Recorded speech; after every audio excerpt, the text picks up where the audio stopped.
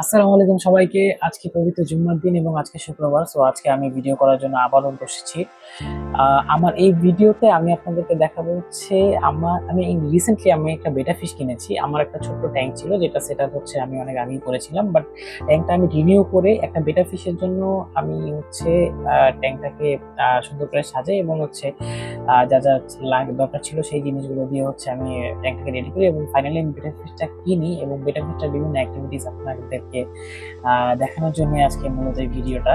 তো এই বেটা ফিশটা আমি কিনি ৩-৪ দিন আগে।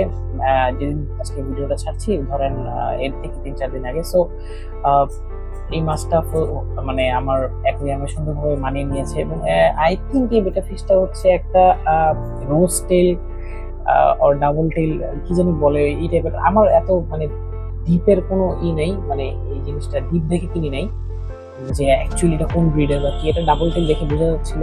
এন্ড এটার যে মানে রোজ টেল হওয়াতে তো ওদের যে সুন্দর একটা ওয়েভ থাকে লেজে এবং ওদের যখন সুইম করে, তো এই জিনিসগুলো একটা ব্যাপার আছে। সো এই কারণে হচ্ছে আমার এই ফিশটা পছন্দ হয় এবং আমি সাথে সাথে এটা পারচেস করি। আশা করছি হচ্ছে এই ফিশের অ্যাক্টিভিটিস গুলো আপনাদের সাথে শেয়ার করবো আরো, এবং হচ্ছে এই ফিশটা সম্পর্কে আপনাদের সবাইকে ভালোই লাগবে। ওকে, সো আপনারা যেটা দেখতে পাচ্ছেন এটা হচ্ছে আমি প্রথম দিন যেদিন আর কি বেটাটা কিনে আনছিলাম।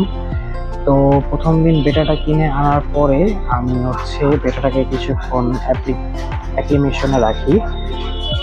এখানে অ্যাক্লিমেশন করার জন্য এই যে এই ট্যাঙ্কে দেখতে পাচ্ছেন ছোট একটা আপনার গাপি ফিশও আছে। তো এই গাপি ফিশটা আর কি ট্যাঙ্কে রাখছিলাম যাতে ট্যাঙ্কটা একেবারে খালি খালি না লাগে।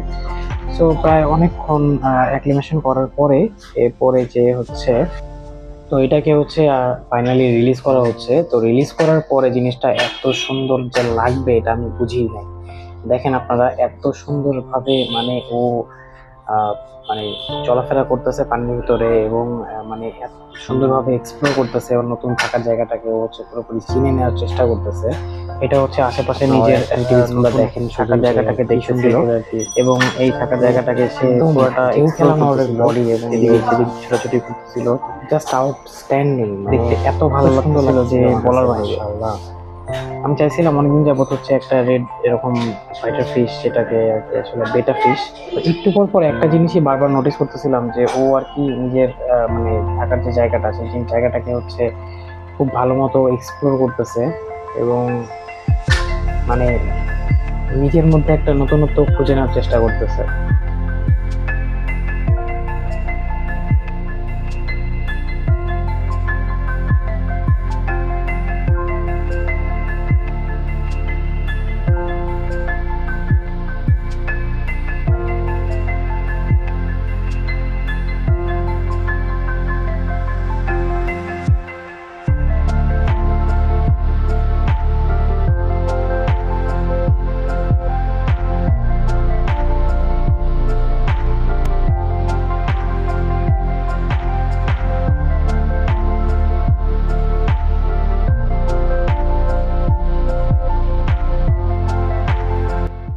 তো প্রতিদিন সকালবেলা ঘুম থেকে ওঠার পরে আমার চোখটা যখন খুলে তখন ফার্স্টে আমি যে জিনিসটা দেখি সেটা হচ্ছে আমার বেটা ট্যাঙ্ক এবং এটাকে দেখতে কিছুটা এরকম লাগে এবং আই ফিল সো গুড।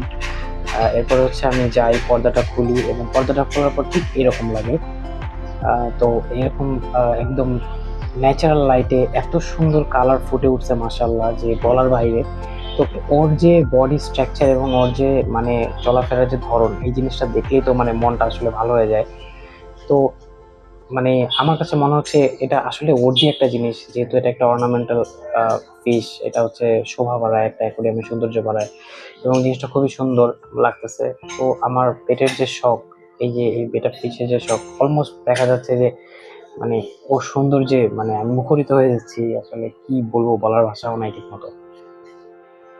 আপনার ওর অ্যাক্টিভিটিস গুলো এনজয় করেন।